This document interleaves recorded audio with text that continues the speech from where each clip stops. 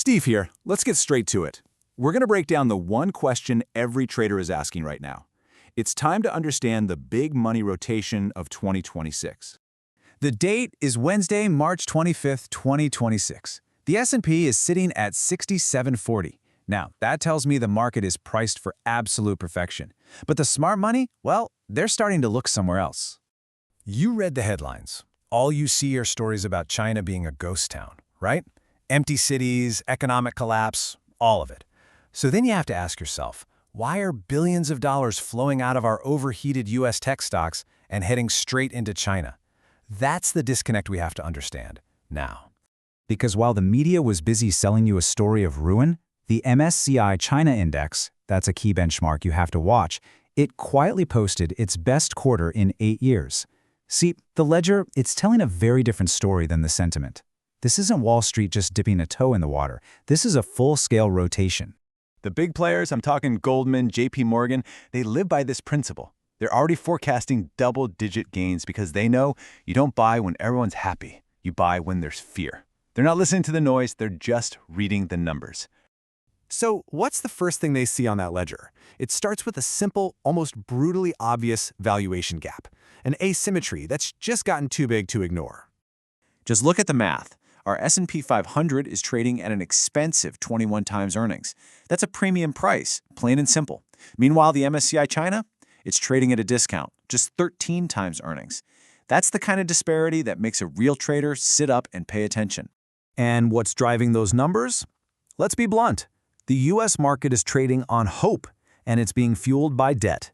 Chinese tech, on the other hand, it's trading on hard numbers, record cash flow, and pure, unadulterated efficiency. They're not buying a story over there, they're buying the engine of a state that actually produces things.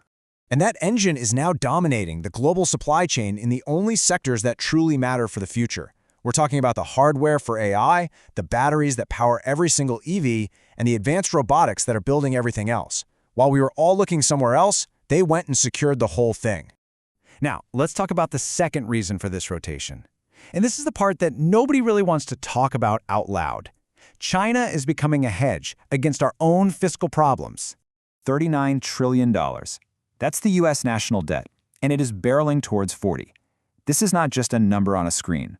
No, it is creating a fundamental reliability crisis for the US dollar. And foreign investors, they're looking for a plan B. I mean, just compare the balance sheets. It's night and day. The US is running a multi-trillion-dollar deficit. China's running a $1.2 trillion trade surplus. The numbers just don't lie. This is what we call a sovereign hedge, and believe me, it is not happening by accident. Beijing's 15th five-year plan is deliberately and very strategically positioning its own domestic stocks and the yuan as this exact hedge for foreign money, money that is looking for shelter from Western policy. So here's the bottom line. It's becoming a choice between paper, which is our debt-fueled system, and productivity, their surplus-generating system. And if you're a professional, you know that right now, productivity is starting to look like the much safer bet. All right, let's bring this all together so you know how to trade it. You have to understand that the China story you thought you knew, it's not over. It has simply changed, fundamentally.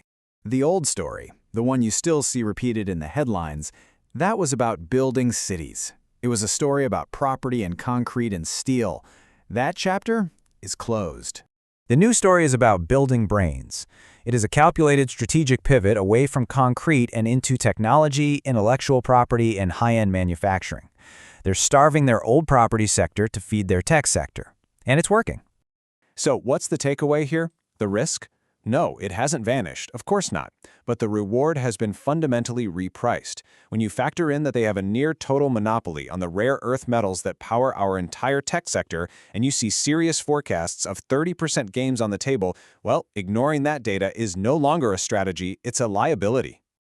This is Steve. Remember this one thing.